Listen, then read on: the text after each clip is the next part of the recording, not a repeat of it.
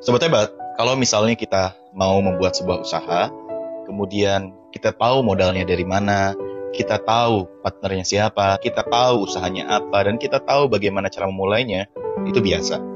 Tapi kalau misalnya kita mau membuat sebuah usaha, tapi kemudian kita nggak tahu modalnya dari mana, mulainya bagaimana, usahanya apa, tempatnya di mana, partnernya siapa, itu baru luar biasa.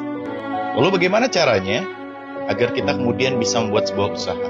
Minta sama Allah, angkat kedua tangan kita, berserah diri kepada Allah, dan bilang sama Allah, ya Allah, saya mau usaha, saya mau membuat sebuah perusahaan, saya ingin membuat sebuah bisnis, tapi saya nggak tahu modalnya dari mana, saya nggak tahu mulainya bagaimana, saya nggak tahu siapa partnernya, dan saya nggak tahu cara memulainya, bahkan saya nggak tahu usahanya apa, ya Allah.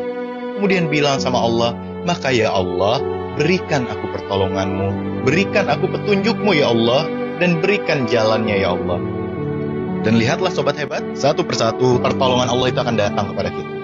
Jangan kaget kalau misalnya setelah kita berserah diri, kita minta sama Allah seperti doa barusan, maka kemudian Allah akan datangkan modalnya, Allah datangkan investor, Allah kemudian akan datangkan orang-orang terbaik yang menjadi partner kita, bahkan Allah akan berikan ide usahanya apa, bisnisnya di bidang apa. Dan yang luar biasa, inilah yang disebut keajaiban ketika kita benar-benar yakin kepada Allah. Dan inilah pula yang diajarkan oleh Nabi Muhammad SAW.